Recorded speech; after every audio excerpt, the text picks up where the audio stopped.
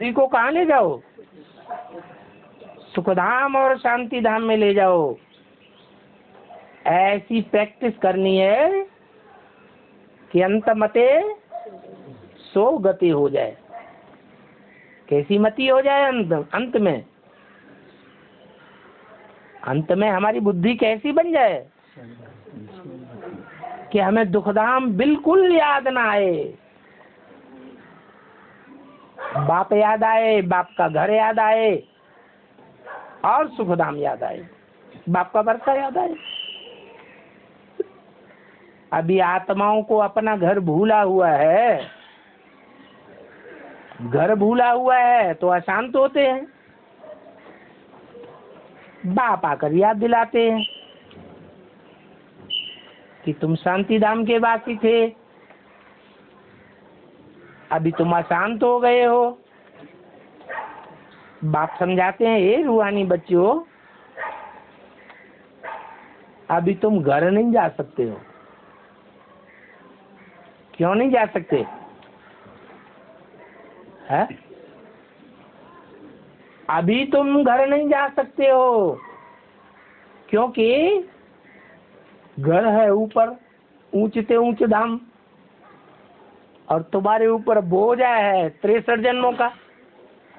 तो नीचे दबेंगे कि ऊपर जाएंगे? है? बोझा किसी के ऊपर ज्यादा हो तो वो दौड़ेगा क्या? ऊपर उठने की तो बात छोड़ो, दौड़ भी नहीं सकता, दब जावेगा बोझे से। तो क्या करो? वो बोझा हटे इसके लिए क्या करो? बाप को याद करो। बाप तो बहुत हल्के से हल्का है, मनुष्य आत्मा इतनी हल्की नहीं है। ब्रह्मा की आत्मा हल्की है, वो भी हल्की नहीं। गुलजार दादी में प्रवेश करती है तो गुलजार दादी कितनी भारी हो जाती है।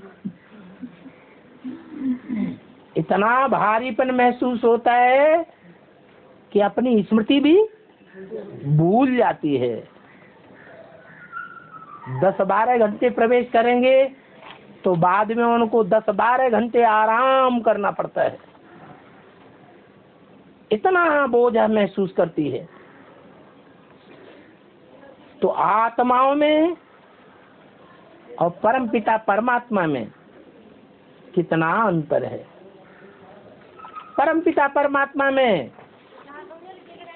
कोई बोझा नहीं, वो हल्की फुल्की बिंदी है। ब्रह्मा में प्रवेश करते हैं तो पता भी नहीं चलता कब आते हैं कब चले जाते हैं। ब्रह्मा को पता चलता था? ब्रह्मा को भी पता नहीं चलता था। और ब्रह्मा की सोल गुजराती में आती है तो पता ही चल जाता है। इतना बोझ पड़ता है कि चेहरा मोरा सब बदल जाता है। तो तुम घर नहीं जा सकते हो। क्यों? क्योंकि पापों का बोझा आत्मा के ऊपर बहुत है। आत्मा बहुत भारी है, तुम्हारी है तो बिंदी, लेकिन बिंदी आत्मा होते हुए भी भारी बहुत है। इसकी निशानी क्या होगी?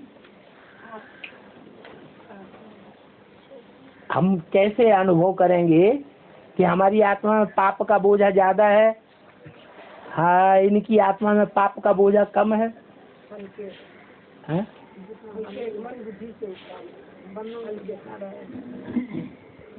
अगर हमारी बुद्धि 1 सेकंड में बीज रूप स्टेज में टिक जाती है तो समझो हम बिल्कुल नजदीक है,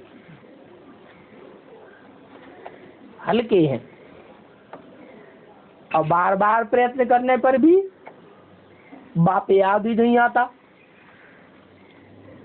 सारा अमृत बेला बैठे रहो, बिंदु रूपी स्टेज बनती ही नहीं। तो इससे क्या साबित होता है? आत्मा में बोझा बहुत है। या तो फिर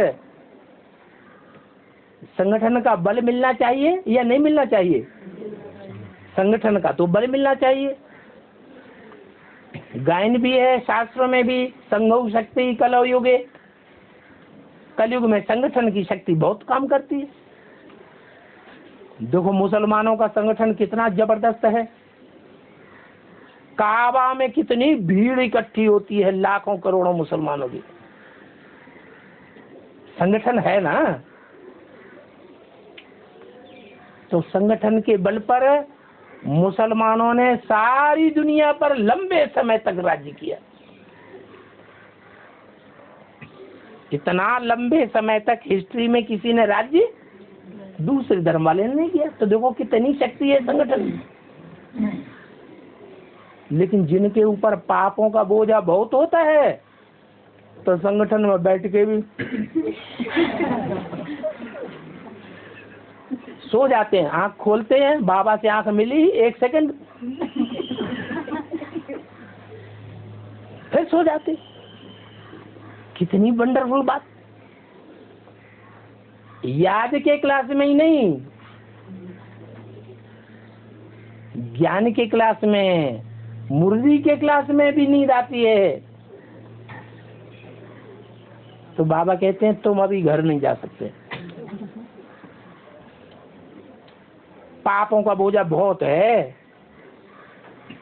जब तक मुझे याद नहीं करेंगे तब तक बोझा हल्का नहीं होगा। मुझे याद करो तो तुम्हारी पाप भस्म हो जाएंगे। चीज भस्म हो जाती है तो भस्म हल्की होती है या भारी होती है? हाँ? भस्म तो बहुत हल्की होती है। भस्म होने से पहले, जलने से पहले भारी होती है। भक्ति मार्ग में शंकर जी को दिखाते हैं, क्या रमाते हैं? भस्म रमाते हैं। उन्होंने तो भस्म रमाते हुए दिखा दिया। वास्तव में भस्म रमाने की बात नहीं है। कौन सी बात है? पापों को भस्म करने की बात है। पाप जब भस्म हो जाएंगे तो आत्मा पवित्र बन करके अपने धाम में उड़ेगी। अनुभव करेंगे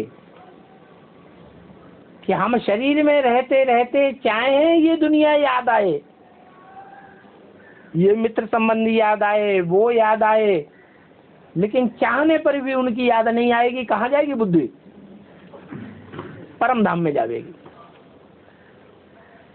तो निशानी है आत्मा पवित्र बन रही है, पवित्र बनने की नजदीक है।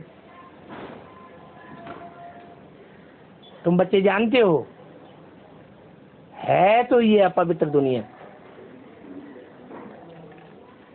अब अपवित्र दुनिया में अगर बुद्धि का संग रखेंगे तो हमारी बुद्धि कैसी बनेगी? जैसा संग वैसा रंग, बुद्धि अपवित्र बनेगी। इस अपवित्र दुनिया में एक भी पवित्र मनुष्य नहीं है। अरे बाप रे, इतने बड़े बड़े साधु हैं, सन्यासी हैं, बड़े बड़े धर्म पिताएं आए हैं, एक भी पवित्र नहीं है। बाबा रामदेव तो पवित्र होंगे, हैं? एक भी पवित्र मनुष्य नहीं है।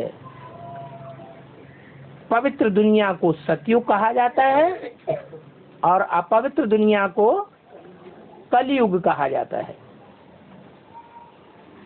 सतयुग में एक भी अपवित्र हो न सके और कलयुग में एक भी पवित्र हो न सके।